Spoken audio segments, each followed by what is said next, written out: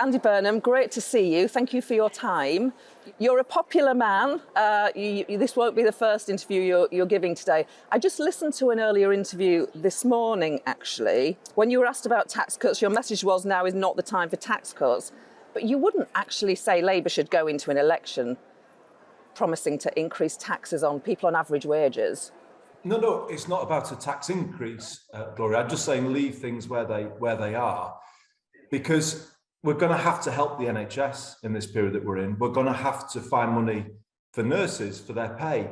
There's obviously pressures across the public sector. We're going to have to keep public services running through this really difficult time. So I'm not saying increase taxes, but I'm just saying use that money to keep public services running, to give targeted help to people whose heads will really be dipping beneath the water in this winter with all of the pressures on people. That's what I would do. I'm only giving you an honest answer as to what I would do. I'm not saying put taxes up on ordinary people. I'm simply saying use the money instead to keep things going, because I think it is that serious. This is a very big crisis, the scale of which we've not seen before.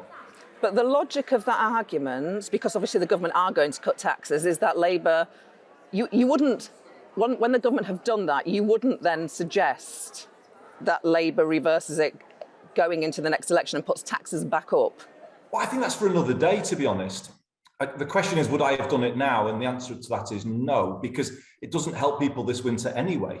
So the effect only is felt from April next year, when obviously the challenge is right here, right now. I did a survey with our disabled people's panel last week. It found that about 60% of disabled people in Greater Manchester have already cut what they're eating.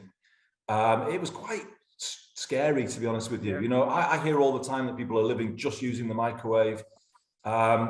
This is really dangerous. I think we're heading into a mental health crisis as well this winter. And I would use the money to put it into mental health, to ensure nurses have got a fair pay deal, to shore up the NHS.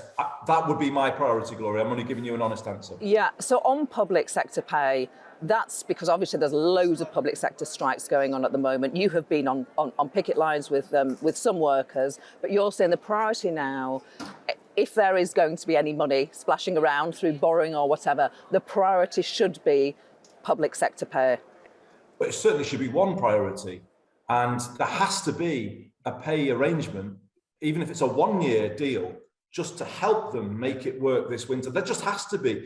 Because how can it be in anyone's interest to have a wave of industrial action over the winter when we're all going to need to rely on public services? It can't make sense. And that's why I don't think we've seen yet a serious response from the government to what's ahead of us. OK.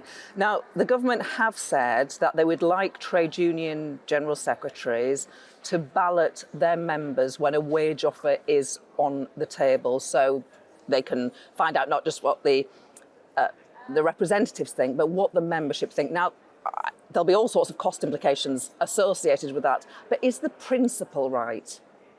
Well, they already have to, and the government are just constantly trying to make it harder and harder for working people to get organised and to stand up for themselves.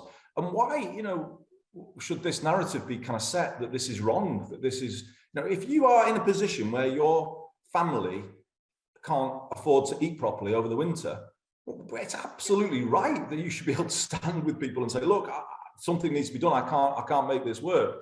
So to do that to people who are, the key workers that we once clapped, just to make it harder for them to stand up for themselves, to make the benefit sanctions regime tougher on people at the same time as you just shower billions on the wealthiest people in this country. I mean, I don't know, how GBNews viewers view the budget on Friday, but I'd love to hear how anyone can justify that. It's beyond politics. It gets you into the sphere of morality as far as I'm concerned, and I do describe it as immoral. And I think Friday was the most flagrant act of vandalism on the social cohesion of our country. Basically, they've drawn battle lines with ordinary working people. What's wrong with unions balloting the membership, though, on a wage offer? Because you said they already do, but I don't think that's the case. They're tightening, aren't they? They're constantly putting hurdles in front of... Isn't that fair enough as a principle? but that's the point. They're trying to make it look, oh, it's just a point Yeah. of fairness and principle. But the effect of it is obviously to load cost on the trade unions and to make it harder and harder for them to take any action. That's what they're doing. Gloria, you remember 2020, only 2 years ago, they were standing outside Downing Street clapping them. I mean, what's happened? What's changed to create this situation now where they're kind of demonising public sector workers, when in the pandemic they were kind of, feting them and they were rightly clapping them. But it just shows you the hollowness of modern politics to me, that they did that 2 years ago and now they're kind of trying to scapegoat them and blame them. It's just not good at all. Okay, let's just move on, because you've been very clear on that. Why is it important to start today's conference by singing God Save the King? Because we've been through, the biggest sort of national moment of our lives. And, the Queen actually, in the spirit of what I was just talking about, did so much to build national unity. She was there for everyone, wasn't she, all through our lives? And she worked hard, I think, at making sure that all communities and all people felt heard and were seen. And she visited all places, and she did that for all of that time, 70 years. And I think, as we go through this period of change, I think it's right for the main political parties to show that they recognise that and show support for King Charles. I think that's a right and proper thing for a party that seeks to be the next government soon to do. And by the way, Gloria, I'm just going to make this point. I think for the first time since we left government, I'm going to a Labour conference where I think it's odds on that we will have a Labour government between 1 and 2 years. And I think in those circumstances, I think it's right for that government to be clear about running the country in the right way, respecting our late Queen, but also kind of showing that support for King Charles. Okay, good. You're speaking at loads of Fringe meetings this week. You shouldn't be on the Fringe, some say. You should be speaking from the platform. You're a Northerner, you represented a red wall seat. This party arguably is a little bit London-led.